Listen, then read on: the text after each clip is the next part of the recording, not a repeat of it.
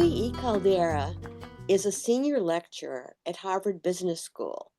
He chaired the Panama Canal Commission in the year the canal was returned to Panama in 1999. Welcome to Faculty Voices. Thank you very much, June. Great to be with you.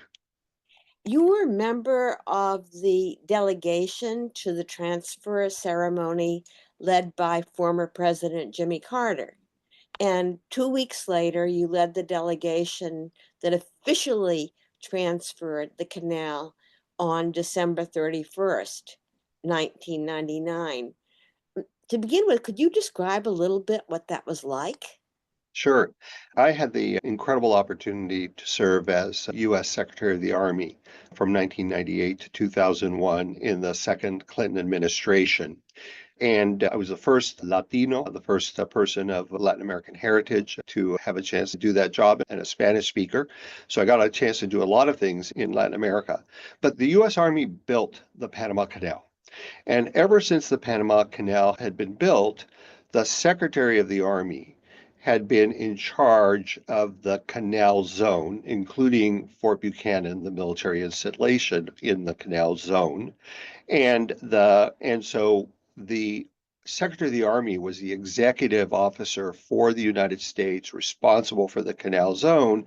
And after the Carter-Torrijos Treaty was signed, became chairman of the Panama Canal Commission with a mandate to have a national commission that was going to prepare for the transfer. It's going to make sure that the leader of the canal, the senior manager, was going to be a Panamanian, and that they would have all the tools and training and experience necessary to take over the canal, plus all of the other kinds of things that needed to be done for the military to vacate the canal zone, to shut down Fort Buchanan and remove our physical presence from the region. And so that challenge, of course, became extremely acute, or that mission became acute in the final year of the transfer. There were many things that we had to do to reach that day when the U.S. would no longer be responsible for administering the canal. And it included the actual ministerial final ceremonies in which we achieved the transfer. And one kind of funny thing was that I think when they signed the treaty, nobody really gave thought to the fact that the date they picked, the last year of 1999, of the last year of the millennium, was going to have things like, Y2K, which at the time scared many people. This idea that computers would go on the fritz because the date was changing over. And also that the world leaders were going to want to be in their own countries marking the turn of the millennium, which of course traditionally relates after the first year of the new millennium. But for all intents and purposes, that was going to be the celebratory date. And this is part of the reason why there was a ceremonial transfer ceremony led by President Carter, which foreign leaders could attend and foreign dignitaries, and then the official actual transfer, which occurred on the last day of that year. Many of our listeners may not be familiar with the Carter-Torrijos Treaty. Could you just briefly describe that? Sure.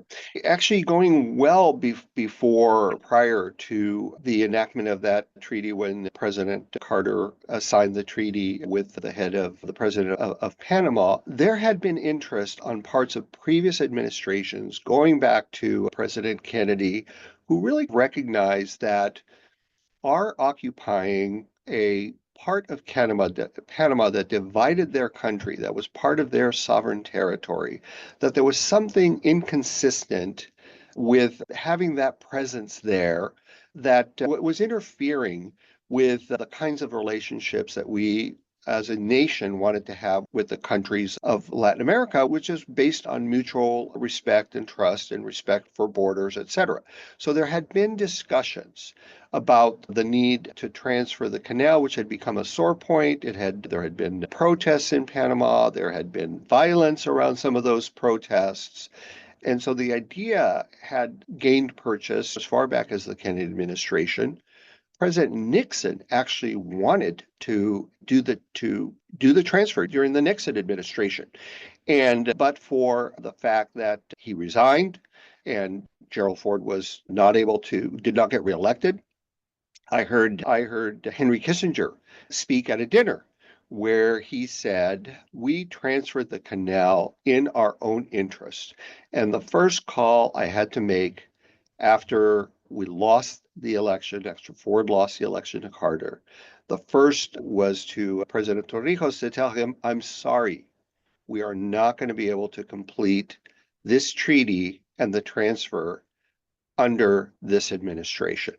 And then he said, to his credit, it is the first thing that President Carter did in his administration was spend his political capital to complete the negotiations that set the terms by which the canal would be eventually transferred. So it's very much something that we did in our own interest to improve our relations with the countries of the Americas. And frankly, there were some administration and managerial challenges, such as the kinds of ships that crossed the canal were becoming larger. And so there was a huge investment that needed to be made to expand the locks, to change the drainage system, whether it was going to be to build a parallel second set of locks or just expand the current locks or move to different technologies, and how much more in the future would those work before you might have to do it again. And so in some ways it was like these are really decisions that are better for the Panamanians to make decisions about and to finance and oversee the construction and the things that needed to happen. So it wasn't clear that it really made sense for the US to be the one that was responsible for making and executing those decisions. And I think that was part of the total calculus about why it made sense to turn the canal over to the Panamanians. So you're actually saying that there was a Republican mandate to turn over the canal. There was opposition from Republicans at the time that the treaty was enacted. And at the time of the transfer, we were hearing some of the similar kinds of commentary that we're hearing now, that Chinese firms that had port facilities that either managed port facilities or had warehouses at either end of the canal somehow were going to gain control of the canal. And of course, that hasn't happened in the years since, but it doesn't keep people from raising that as objections. So the canal was built for the benefit of the world. I should say that. It was built for the benefit of the world because being able to cross the Isthmus of Panama, as opposed to having to go all the way around the tip of South America, both reduced transportation costs tremendously. And so it lowered costs for transporting goods, for the time it took for supply chains to be fulfilled, of those kinds of things that were beneficial. And so it was built and dedicated for the world. And part of the commitment for Panama was to operate it for the benefit of the world, to have principles of non-discrimination in terms of who could use the canal, the fees that would be charged, how it would operate, although some of the revenue generated by the canal goes to the government of Panama. Primarily that revenue is dedicated to operating the canal and paying for its maintenance costs and saving for future construction that might have to occur. And so it is, the Panamanians have run it very responsibly since they have been in charge. They've done a good job, including they expanded those locks, and now they're dealing with issues of climate change and water shortages of the water that flows into Lake Gatun that is necessary to operate the locks. And they've been thinking about solutions to some of those challenges. So no other country has taken over administration or is bottlenecking it in any way that's adverse to U.S. interests, and yet you will hear some of that kind of rhetoric. Okay, let's talk about the rhetoric. President Trump has been talking about taking back, that's in quotes, the canal, and that the canal is that they're being charged too much and the Chinese threat. And could you access some of these truths, maybe truths and untruths around this issue? We know that President Trump transactional, that sometimes he states overreaching positions in order to try to negotiate down from that position to something that might be necessary. So by demanding that Denmark should give up Greenland, Maybe that sets the stage for getting a minerals deal in Greenland, something short of actually taking over a Greenland. Maybe by demanding the canal back, it both politically, I think it sends a message to his base of supporters. This is our kind of president who believes in a muscular America that asserts its authority across the globe and who are not particularly worried about the message that it sends to our neighbors to the south about the country they always considered big brother who imposed its will on their democratic societies rather than allowing them to chart their own courses. So they hear that, and but it's not clear that he literally means when he says, "Hey, we built it, we deserve it back, we're going to take it back," that he really wants to take on that responsibility. Because frankly, if he tried to do that, you will have protests and violence, and it will be a thorn in the side until that decision was reversed. So I don't know. You never know with him which things he truly intends to try to follow up on and which are just opening salvos for some kind of negotiation.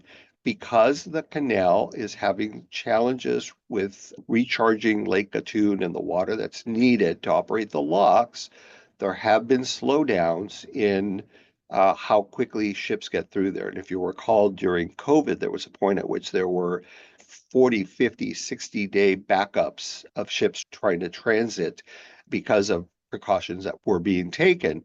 And so what the Panamanians have done, it's like congestion pricing in New York City. What they said is if you have a huge urgency to get your ship through, you can pay more to get further in front of the line. And every commercial group that transits has to make its own decisions about whether it's worth paying those fees or waiting for the opportunity to stand in line to transit. And then there are also preferences for the transit of, for example, warships. If we're moving a U.S. Navy warship from the Atlantic Ocean to the Pacific Ocean, there are ways that shipping gets preference. And at this point, the system seems to be working. China is a global player in trade. Yes, they are our adversary in certain kinds of things, and we worry about their intentions with respect to Taiwan and whether we might have to rise to the defense of Taiwan or their efforts to exert their influence in other parts of the world. Those are legitimate national security concerns. But the idea that because they have commercial interests, and those commercial interests include operating ports in not just in Panama, but in harbors all around the world, that is per se contrary to our national security interests. I'm not saying it's not important to keep an eye on that, but it doesn't mean it's at this point in time what is actually happening and that in some way it is hurting our ability to respond to the world's hotspots as we might need to. When you say keeping an eye on, what do you mean? Who should be keeping an eye on and what should we be looking for? This is the role of the government and our national security and diplomatic agencies, including the State Department, the Department of Defense, intelligence agencies, et cetera, because we know that China is trying to increase its influence in the world through things like its Belt and Road projects and its agreements to develop natural resources and lending money to developing countries. And for me personally, this is one of the reasons why the idea of America first and withdrawing from the world and withdrawing our financial support and our economic development support and even things like humanitarian support through USAID is so problematic is because to me, US leadership in the world is absolutely critical. It's in our best interest. It maintains stability and security in the world. It makes it possible for US companies to invest abroad, and we gain tremendously from that capitalistic, globally integrated economic system. But if we withdraw from the world, if we're not providing US leadership, that vacuum is going to be filled by other players. And those other players who are interested in filling the vacuum include the Chinese. And the Chinese are not going to have a global order following the rule of law, protecting human rights, all of those kinds of things that we stand for. That's not going to be their priority. If I hear you correctly, you're saying the Chinese, in quotes, threat is not through some facilities they may have in ports, it's because the United States has put itself in the position of losing its soft power. Yes, I think that's right. I think that's right. And those of us who've been in the national security sphere, it's interesting if you listen to Secretary of Defense, they will sometimes argue forcefully for the State Department's budget and for other agencies that help us be engaged in the world. Because it's not just about military hard power. It is about our ideals. It is about the support that we provide for democracies and for the rule of law and anti-corruption and development system. When I travel the world as an Army secretary, I would when you land in a country you haven't been to recently, the first thing you do is you meet with the country team. And then after that, you meet with some of your foreign counterparts, and they may be uniformed or they may be civilian at different levels in the government. Everywhere you go, I found it fascinating that essentially you're representing the United States of America. And when you land in a plane that says the United States of America right across it, and when you come off that plane, they treat you like you are the representative of the United States, you are the president's representative. And the message that I would hear in most countries is we know we have challenges that present threats to our security and stability, and they may be related to genocide, they may be related to natural resources, they may be related to warlords or drug traffickers or whatever it is. But the message would be we know we have challenges, and we could meet these challenges if the United States will partner with us to do it. And it was that kind of, we don't expect you to come here and do it for us, but you're being a convener that brings us together or being the person who helps work out tensions between countries or regional tensions or regional challenges that are exacerbating, creating political instability is really key, right? And so that to me was a perfect illustration of the difference that soft power can make because whatever it is that we do to contribute to stability and security helps prevent wars and aggression and for things from spiraling out of control. You mentioned earlier that you were the first and still the only Latino to ever serve as Secretary of the Army. And you traveled a lot of the world, including the Caribbean and disaster relief, Hurricane Mitch in Honduras, El Salvador, Nicaragua, and Guatemala. Do you think that being Latino actually helped to establish rapport and get things done? I think it did. I think that as you would come to one of these countries, and of course, often, if you're speaking to the media, you're speaking in Spanish, many times speaking to your counterparts, it can be helpful. And there was this sense of, wow, we've never had a service secretary who speaks Spanish and a service secretary who appears to care about our region and appears to care about the relations between our countries and the United States. And I think at the high point, we've had things like Summits of the Americas and Alianza para el Progreso in the Kennedy administration, and that we've had periods of time where presidents have taken an interest in Latin America and said, we should really have closer ties to the countries in our own hemisphere. They're potentially our own market like the European Union. Those relationships should not just be based on security. It's not just about drug trafficking or immigration. It should actually also be cooperation on research, cooperation on sustainable energy, cooperation on economic development, that there are many things, certainly rule of law, reducing corruption, increasing certainty for foreign direct investments and local protection property rights and human rights, that all those kinds of things are part of desarrollo of our hemisphere. And so periodically there are presidents who have this part of their agenda is this vision of closer ties among the countries of our own hemisphere. And so I think in some part, myself being asked, for example, after Hurricane Mitch, to be the point person for coordinating our Department of Defense response. Our Defense Secretary asked me to lead that role, and so I traveled a lot of the region. I met with people. It was an untold story because the initial response was not very much in terms of dollar resources. That's because there wasn't dollars that had been appropriated that could be dedicated to that effort. But over the next year and a half, we spent well over $1 billion, and U.S. service members in the early hours are focused on preservation of life. So they're trying to pluck people out of trees. They're using their helicopters to try to save people. In the next few days, it's how do we deliver food assistance and how do we deliver medical care? And then in the months after that is how do we rebuild roads that were wiped out? How do we rebuild schools and hospitals and other kinds of things? And a year and a half later, we still had troops there dedicated to that mission. And that was something that I was asked to help lead in addition to the other things that I was working on. And so when you're there and you're able to communicate, we're prepared to help deliver this assistance. I'm coming here bearing that message. I guess it's well received if you can do it in Spanish. Great. You were named way before we had the vocabulary for diversity, equity, and inclusion. And I was just wondering how you feel that the banning of this concept will have on roles like yours, on our outreach to Latin America, on our understanding of the region.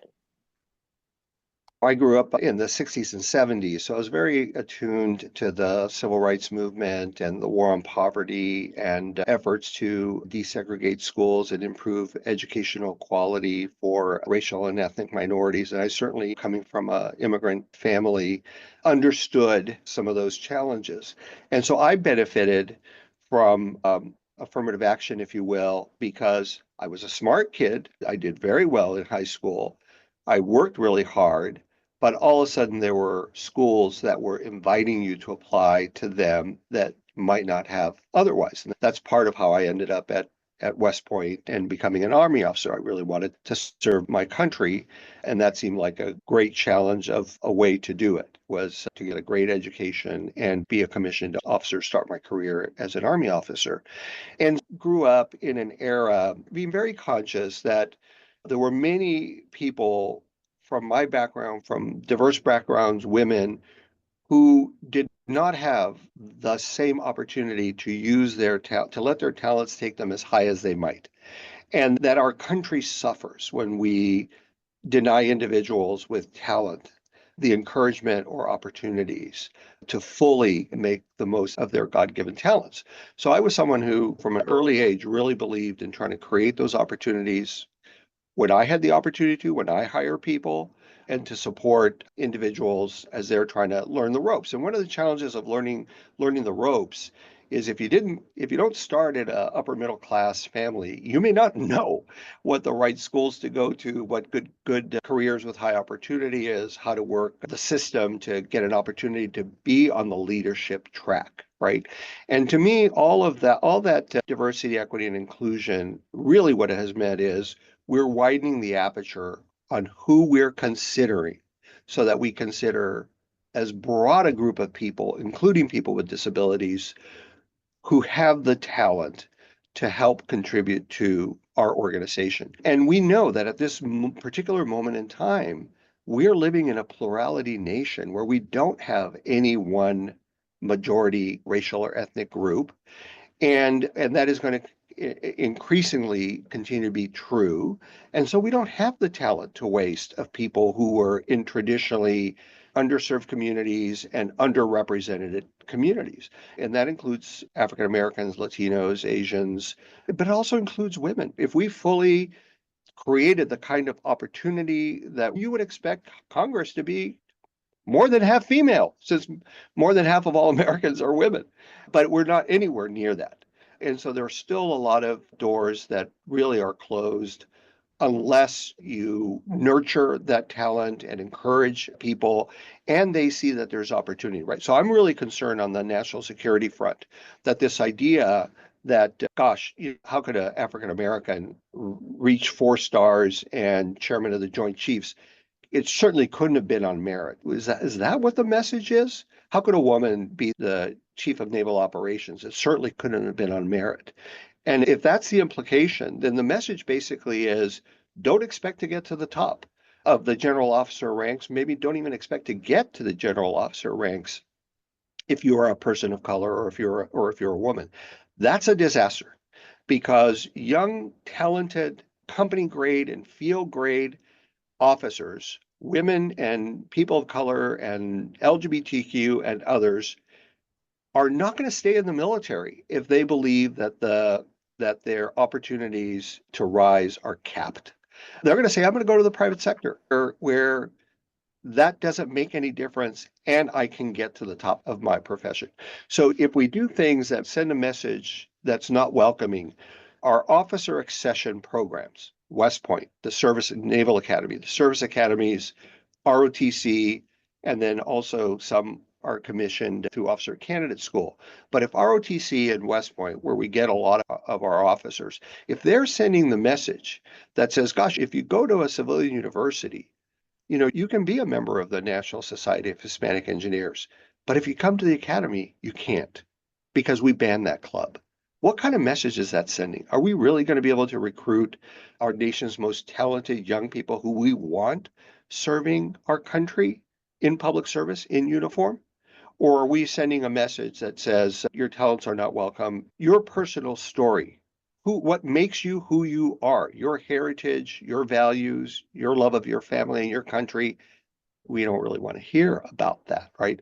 And right now, we're already having trouble recruiting soldiers, filling the ranks, period.